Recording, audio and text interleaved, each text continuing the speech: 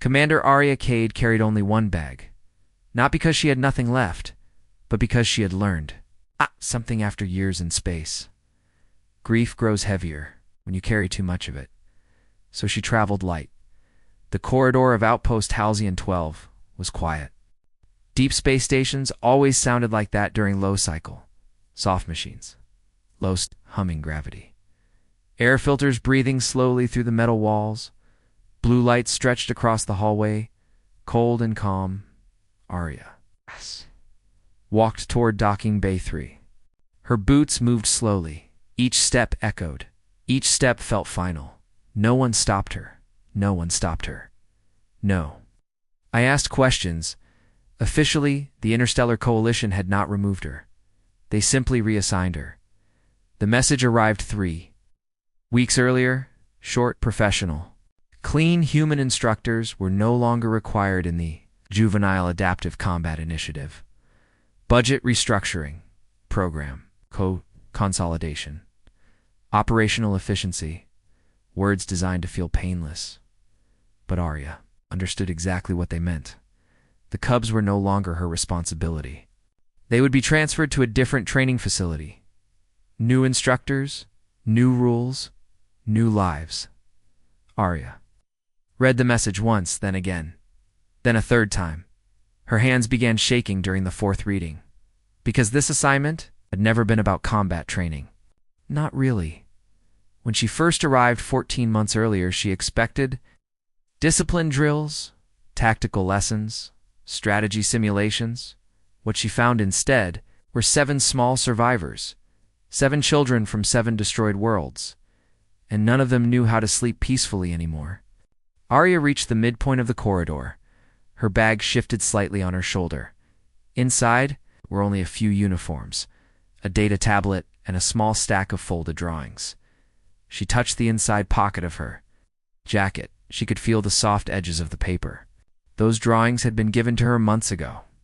During an exercise, Arya had asked the cubs a simple question.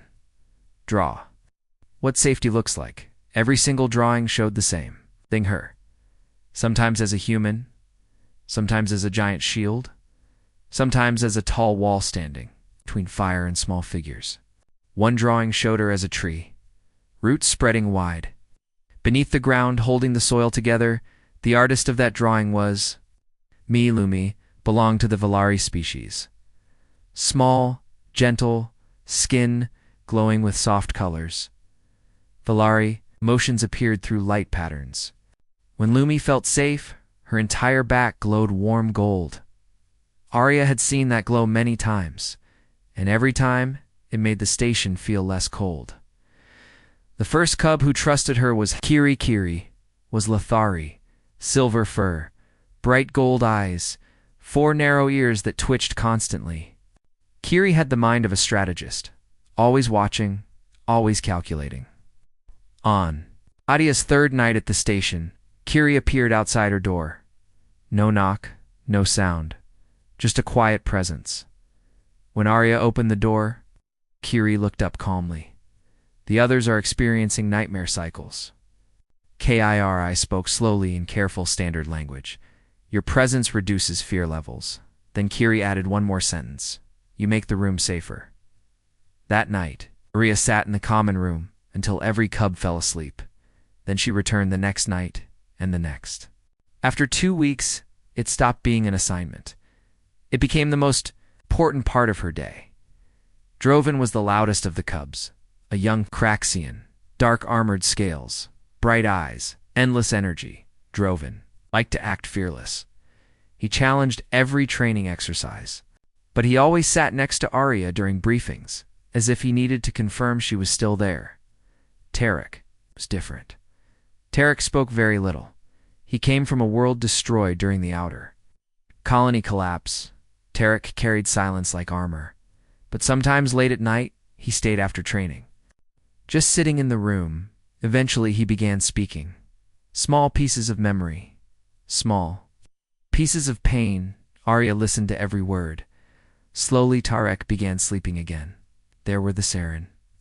Twins, linked minds to voices one thought. They moved like reflections of each other. sometimes finishing sentences before the others started speaking. Milo was the youngest. Small, quiet, still learning language. Milo rarely spoke. Instead, Milo followed Arya. Everywhere. Always 1 meter behind her.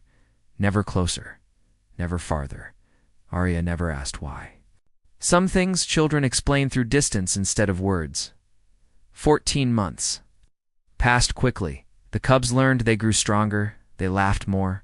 The nightmares became less frequent, but the coalition did not measure progress in laughter. They measured combat readiness. And human instructors were considered unnecessary. Arya reached 60 meters from the dock. Her chest felt tight. She kept walking. The cubs did not. No, she was leaving. That was her decision. They had already survived too many disappearances. Parents, worlds, entire civilizations. She refused to become another. Empty place in their lives. 40 meters remained. The air smelled faintly, metallic.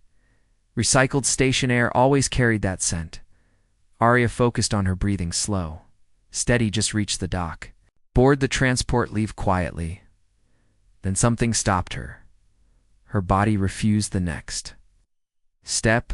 Arya stood frozen. Her heart beat loudly in the quiet corridor. Slowly she turned around. The hallway behind her was empty. But something had changed. Near the far wall, she saw shapes that were not there before. Small shapes, carefully placed. Arya walked back slowly, step by step. Her eyes widened as the shapes became clear. 7 small bags, luggage arranged neatly against the corridor wall. Each one different, each one belonging to a cub. Arya felt her breath disappear. She approached the first bag, Kiri's bag, neatly packed, precise. A note hung from the handle. We analyzed your departure pattern. Below it another sentence. Statistically, it is logical that we accompany you. The next bag belonged to Droven Larger. Half closed, metal tools inside, eh? Message written in uneven letters. Humans do not leave their pack. Lumi's bag glowed softly. Tiny light strands wrapped around the handle. The color pattern pulsed slowly. Arya understood the signal. Valari language. It meant belonging. The Saren twins placed their bags. Side by side between them rested a folded note. One side read, "If you go," the other side read, "We go, Terex." Bag carried no message. Instead, a smooth black stone rested on top. The last object saved from his destroyed world. He never placed it down until now. The final bag belonged to Milo Small. Unorganized, half the contents spilled from the zipper. A toy starfighter hung from the strap. A sheet of paper rested on top. Large. Careful writing. 2 words. I practiced. Below them, one final word.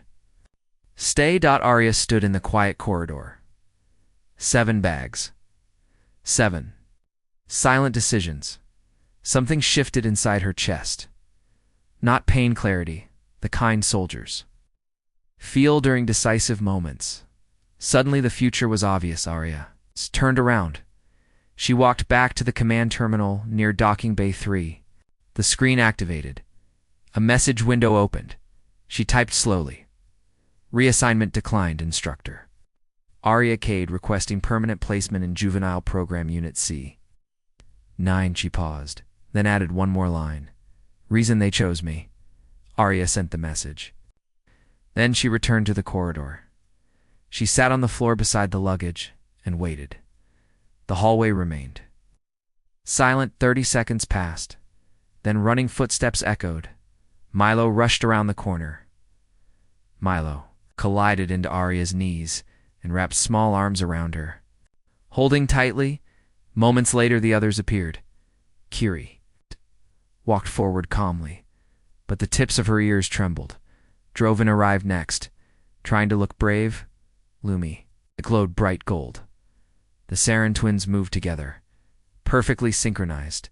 Tarek approached last. He sat beside Arya quietly, but he did not pick up the stone. 7 survivors, 7 small lives, standing beside one human, And in that moment, Arya understood something the Coalition never understood. Humans are not defined by the wars they fight, or the worlds they explore.